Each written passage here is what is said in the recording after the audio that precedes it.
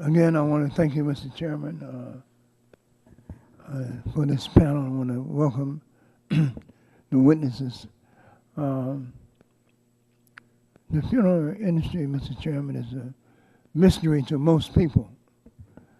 The vast majority of consumers arrange only one or at most two funerals during their lifetime.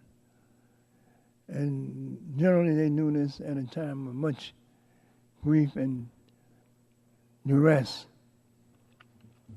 In the 80s, the FTC recognized the opportunity for consumer abuse and issued the, quote, funeral rule dictating disclosures to consumers at the funeral homes.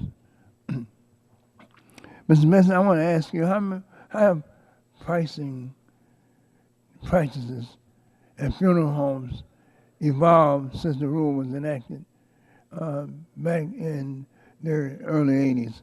Have you seen any improvements in the transparency of this kind of business arrangements with consumers?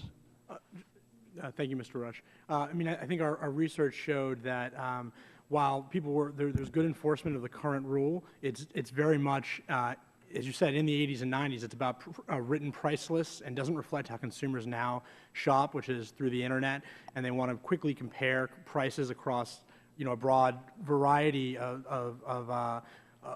businesses in their area, especially, as you said, when they're under this duress. So we see a huge variation in the price within localities, and we think that that's in no small part because it's very hard for consumers now, with the way they shop, to find out what prices are, because there's no requirement to disclose funeral home prices on the web, sir. So you would agree that third-party sellers of funeral services, such as casket and monument dealers and cemeteries that do not have an on-site funeral home, are not covered by the funeral rule? Is that right? That's correct, sir, and we agree that more and more the entities not covered by the funeral rule are interacting with the public as part of the funeral services industry and should be covered by the same disclosure requirements. Absolutely. Would you also agree that consumers seeking any type of funeral goods or services would stand to benefit from the FTC's protection from unfair and deceptive acts?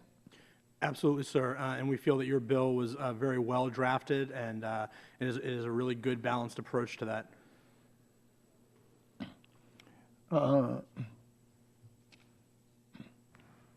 You mentioned the use of the internet when researching local products and services. Can you provide any information on how consumers use the internet to purchase products and services from outside of their local areas? From outside the local area, I'm not sure. In preparation for this testimony, I looked up statistics for within your local area, because I imagine that's generally how people procure funeral services. I mean, within the local area, it's over 96% of consumers use the internet to do that kind of research and price comparison. I don't have exact numbers, but I imagine it's quite high no matter what. I mean, I know I certainly use the internet to price everything at this point. Well,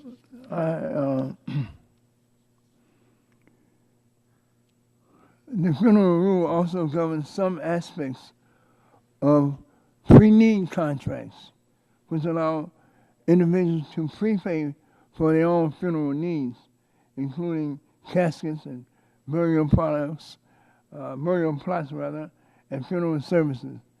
And it seems that most people will buy these prepaid services to provide a sense of peace of mind and ease the burden on their family members.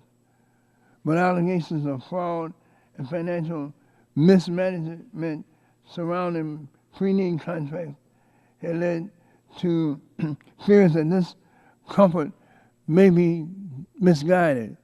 Do you think that HR 5212 will give some sense of relief and safety and give a sense of comfort to some of these consumers? I absolutely do, sir. I mean, I think this is going to go a long way to setting a good, solid floor of requirements that are easy to understand for consumers and businesses both.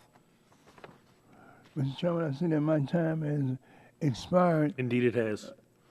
Gentleman yields back. Chair thanks the gentleman. You didn't have to say that like that, Mr. Chairman. Chair thanks the gentleman.